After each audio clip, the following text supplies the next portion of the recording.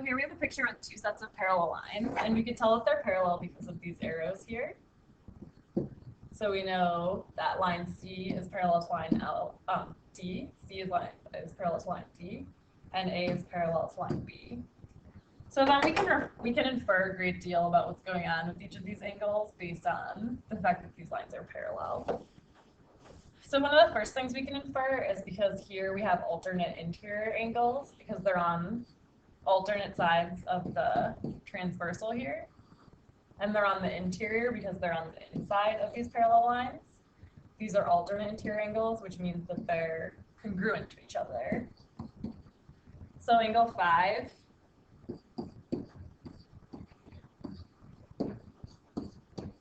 is 50 degrees. And then these are vertical angles here. Vertical angles make an X shape. And vertical angles are congruent to each other. So angle 5 and angle 1 are congruent. So angle 1 is also 50 degrees.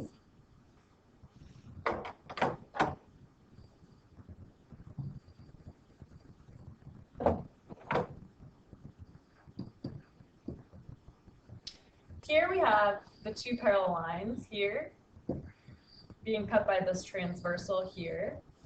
So then what we have here are same side interior angles.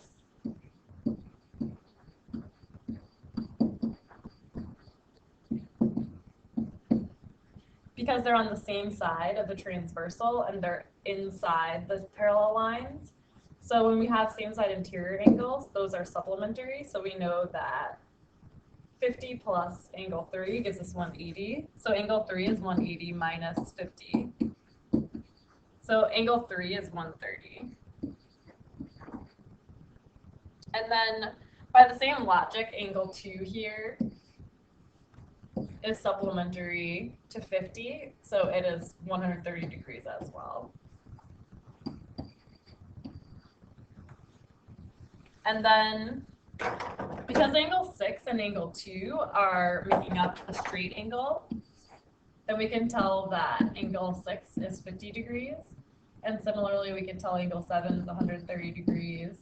Angle 8 is 50 degrees. And over here with angle 4, these are vertical angles.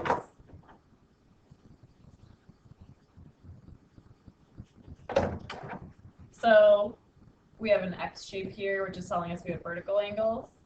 And angle 4 is congruent to angle 3. These angles which aren't labeled, these will be congruent to each other, but they won't necessarily, and certainly not according to this figure, be congruent to angle 4 and angle 3. They would be smaller, so technically they'd be indicated with just one line rather than the two lines that I have here. Okay, so now we've seen what each of the angle measures can be, and we can see everything that we can infer based on the fact that these are parallel lines. I just want to show one other kind of set of angles that you can compare in a picture like this. So I'm just going to pause the video and make another video about those particular kinds of angles.